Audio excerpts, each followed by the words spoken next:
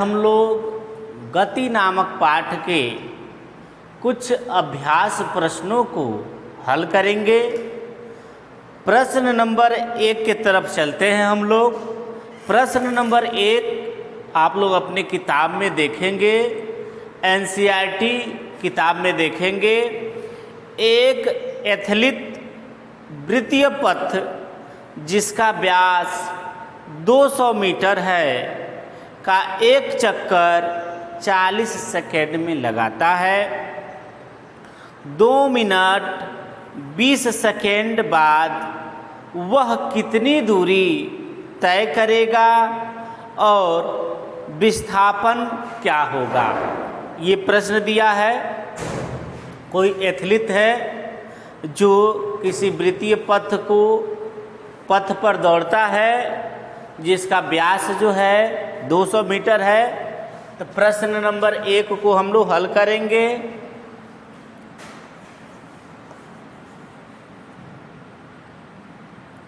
Question number 1,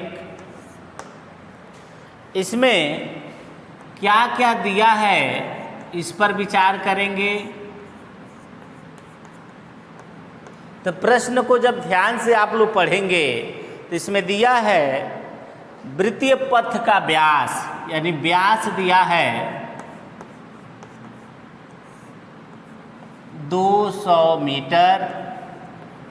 तो जब व्यास 200 metre है तो त्रिज्या इसके आधे के बराबर होगा, अतः त्रिज्या जो होगा वह 100 मीटर के बराबर होगा। ये त्रिज्या हो गया। एक चक्कर में लगा समय जो है वह 40 सेकेंड है। तो एक चक्कर में लगा समय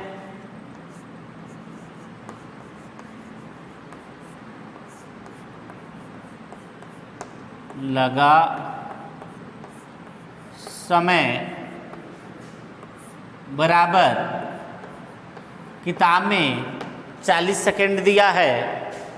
2 मिनट 20 सेकेंड यानी कुल समय जो है, कुल समय जिसको हम लोग टी अक्षर से लिख लेंगे, बराबर 2 मिनट 20 सेकेंड है। और इसको जब हम लोग सेकेंड में बदलेंगे तो ये 2 मिनट को जब सेकेंड में बदलेंगे तो 120 सेकेंड और 20 जोड़ेंगे तो 140 सेकेंड हो गया। यानी कुल समय t बराबर 140 सेकेंड हो गया। कुल दूरी आपको तय कर बताना है और विस्थापन यानी दूरी बराबर बताना है, ज्ञात करना है, और विस्थापन बराबर आपको ज्ञात करना है। ये प्रश्न की रूपरेखा है जिसमें दूरी ज्ञात करना है और विस्थापन ज्ञात करना है। अब इसको हम लोग हल करेंगे तो 40 सेकेंड में यानी एक चक्कर में वह कितना दूरी तय करता है, तो वह परिधि के बराबर दूरी करता है। 2 पाई आर के बराबर दूरी तय करता है 40 सेकेंड में, या फिर से 40 सेकेंड में 2 पाई आर दूरी तय करता है। 40 सेकेंड में बराबर 2 पाई का मान 22/7 और आर का मान 100 रख देंगे तो यह आपको प्राप्त होगा 22 दूना 44 यानी 4400/7 मीटर। कितने समय में? 40 सेकेंड में। तो 1 सेकेंड में कितनी दूरी होगी? 1 सेकेंड में तो ये हो जाएगा 4400/7 गुणे 40। अब इसको जब हम हल करेंगे, 0 से 0 को क्या करेंगे? कैंसिल करेंगे तो 110/7 मीटर होगा 1 सेकेंड में। जो दूरी होगी 110/7 7 के बराबर होगा। हमको कितने समय में ज्ञात करना है, तो 140 सेकेंड में हमको ज्ञात करना है। तो अब हम क्या करेंगे, 140 सेकेंड में निकालेंगे। 140 सेकेंड में दूरी बराबर 140 गुणे 110 बटे 7, इसको कैंसिल करेंगे तो ये आपको मिल जाएगा 2200 मीटर। यानी दूरी जो हो गया वह 2200 मीटर के बराबर हो गया। यानी जो जो एथलीट है वह 140 सेकेंड में 2200 मीटर की दूरी तय करेगा। ये दूरी हम लोग निकाल लिए।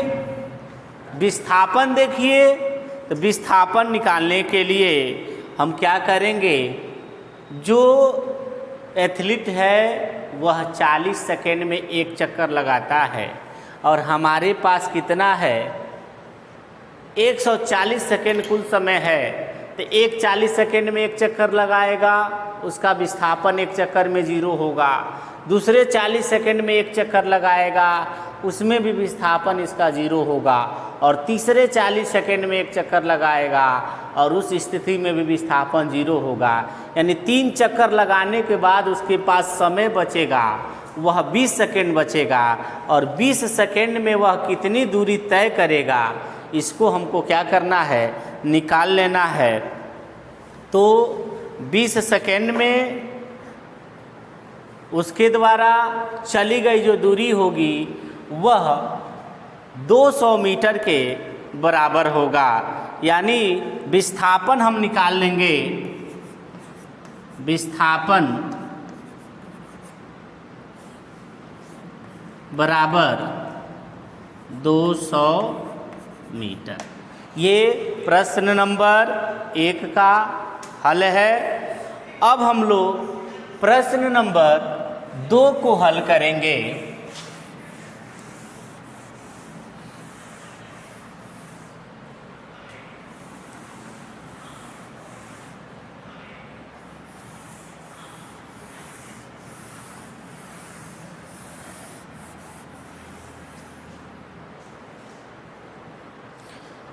क्वेश्चन नंबर 2 देखिए क्या है।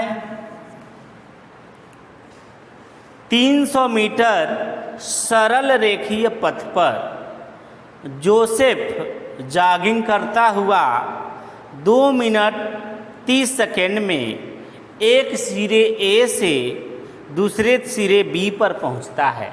यानी जोसेफ जो है जॉगिंग करता है और ए से बी तक पहुंचता है और ए से बी तक पहुंचने में वह समय लेता है 2 मिनट 30 सेकेंड। यानी जोसेफ जो है ए से बी तक जाने में 2 मिनट 30 सेकेंड लेता है और इसकी जो लंबाई है ए से बी तक वह 300 मीटर है। फिर से क्या कह रहा है, और घूमकर 1 मिनट में 100 मीटर पीछे आता है। दूसरी स्थिति ए से बी तक पहुंचता है, फिर बी से सी तक आता है और 100 मीटर की दूरी तय करता है। कितने समय में? 1 मिनट में। यानी 1 मिनट बराबर 60 सेकेंड में और 2 मिनट 30 सेकेंड बराबर 150 सेकेंड।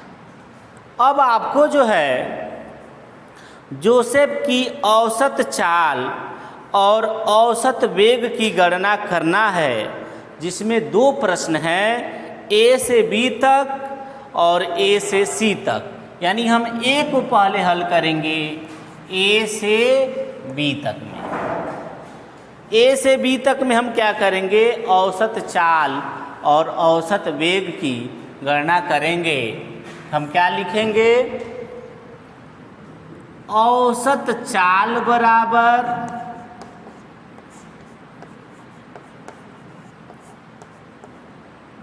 अब पहली स्थिति ए से बी में देखेंगे तो जितना दूरी है उतना ही विस्थापन है, तो जितना औसत चाल होगा उतना ही औसत वेग होगा। यानी ए में औसत चाल बराबर औसत वेग होगा,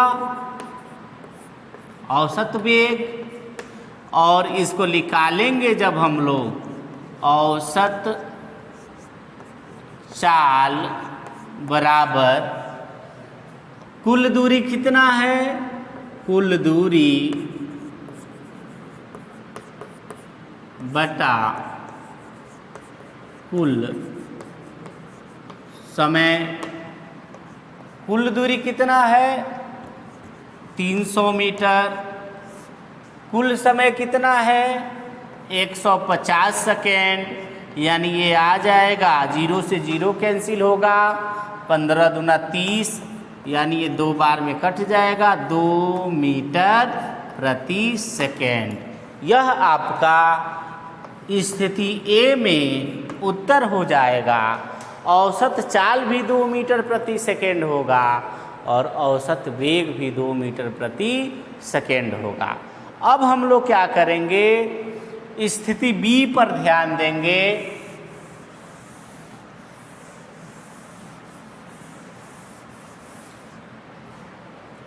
स्थिति बी यह क्या है, ए से सी तक, यानी पहले ए से बी तक जाएगा और फिर बी से सी तक आएगा। यानी इसमें औसत चाल हम निकालेंगे, औसत चाल बराबर कुल दूरी बटा कुल समय।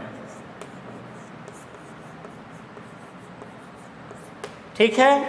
अब कुल दूरी, इसमें थोड़ा सा ध्यान देने वाली बात है। पहले जोसेफ ए से बी तक जाता है यानी 300 मीटर चलता है, फिर बी से सी तक आता है यानी 100 मीटर चलता है। यानी कुल दूरी 300 और 100 को जोड़ेंगे तो ये 400 के बराबर हो जाएगा। कुल समय देखिए, ए से बी तक जाता है तो 150 सेकेंड लेता है, अब बी से सी तक आता है तो 60 सेकेंड लेता है, यानी 210 हो गया। तो कुल दूरी 400 मीटर और कुल समय 210 हो गया। अब इसको जब हम लोग हल करेंगे तो ये 0 से 0 कैंसिल हो जाएगा, 40/21 मीटर प्रति सेकेंड, और ये हो जाएगा औसत चाल का आंसर। इसके बाद औसत वेग हम इसमें जब निकालेंगे, औसत वेग बराबर विस्थापन बटा कुल समय। अब देखिए, जोसेफ ए से चलना प्रारंभ करता है और लास्ट में सी पर पहुंचता है, तो विस्थापन इसकी अंतिम स्थिति और प्रारंभिक स्थिति के अंतर के बराबर होगा। तो अंतिम स्थिति सी है, प्रारंभिक स्थिति ये है। सी और ए के बीच की दूरी जो होगी, बीच का जो विस्थापन होगा वह 200 होगा। क्यों 200 होगा? क्योंकि यहाँ तक 300 है और यह 100 है, तो यह 200 होगा। समय कितना लेता है? तो 210 सेकेंड, क्योंकि यहाँ से यहाँ तक जाता है तो 150 सेकेंड और यहाँ से यहाँ तक आता है तो 60 सेकेंड, दोनों जोड़ने पे 210 सेकेंड होगा। और इसको जब हम हल करेंगे तो 20/21 मीटर प्रति सेकेंड, ये आपका औसत वेग का आंसर है। इस तरह से दो स्थितियों में हम औसत वेग और औसत चाल की गणना करेंगे। अब प्रश्न नंबर 3 पर हम लोग चलेंगे।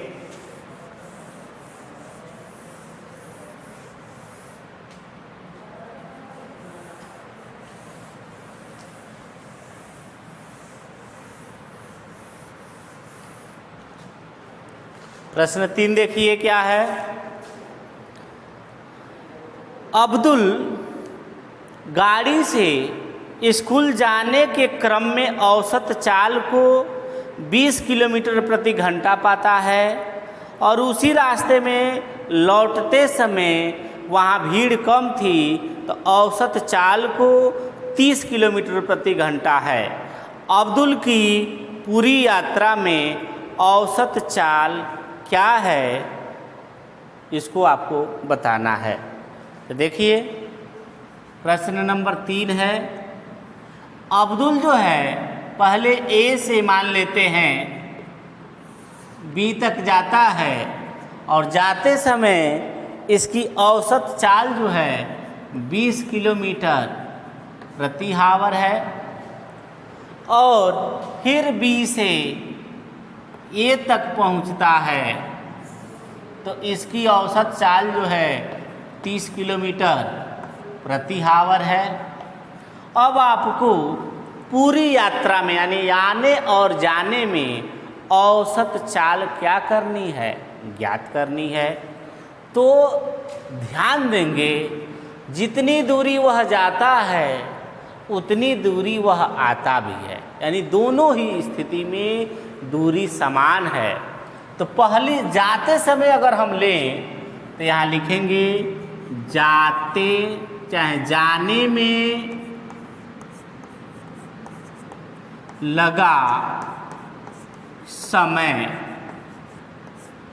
t1 बराबर चाल बराबर दूरी बटा समय होता है तो समय बराबर दूरी बटे चाल होगा। इस दूरी को हम यदि x मान लेते हैं, इसको भी हम x मान लेते हैं तो x बटे 20 होगा। फिर ये t1 हो गया, जाने में समय लग रहा है, फिर लिखेंगे आने में लगा समय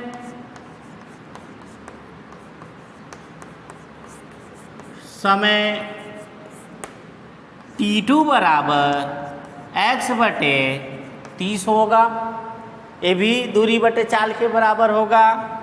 कुल समय कितना वह ले रहा है, कुल समय t बराबर t1 प्लस t2 होगा या t बराबर x बटे 20 प्लस x बटे 30 या t बराबर, इसको हम हल करेंगे तो इसका एलसीएम जो होगा वह 60 होगा और ये 3x प्लस 2x यानी ये t का जो वैल्यू आ गया वह 5x अपान 60 ये आ गया कुल समय का मान। अब हम औसत चाल निकालेंगे पूरी यात्रा में औसत चाल बराबर कुल दूरी बटा कुल समय। कुल दूरी ध्यान देंगे तो x दूरी जा रहा है और x दूरी आ रहा है यानी 2x हो गया। कुल समय आप लोग निकाले हैं 5x और 60 ऊपर चला जाएगा, x से x कटेगा और 5 से इसको काट देंगे 12 बार में तो 12 दूना 24 किलोमीटर प्रति घंटा। ये आपका आंसर हुआ प्रश्न नंबर 3 का। प्रश्न 4 क्या है, कोई मोटर बोट झील में विरामावस्था से सरल रेखीय पथ पर 3 मीटर प्रति सेकेंड स्क्वायर की नियत त्वरण से 8 सेकेंड तक चलती है। इस समय अंतराल में मोटर बोट कितनी दूरी तय करेगी। इसमें दिया है प्रश्न नंबर 4 में मोटर बोट जो है विरामावस्था में है, यानी मोटर बोट की प्रारंभिक वेग 0 है, u बराबर 0 है मोटर बोट की। त्वरण इसमें दिया है और त्वरण को आप लोग ए अक्षर से लिखते हैं 3 मीटर प्रति सेकेंड स्क्वायर। समय दिया है 8 सेकेंड में वह कितनी दूरी तय करेगा, यस बराबर ज्ञात करना है। अब ये हमारे पास संसाधन है और इस संसाधन से मोटर बोट द्वारा चली गई दूरी को ज्ञात करना है। अब देखेंगे दूरी के लिए जो फार्मूला होता है यस बराबर U T plus half A T square.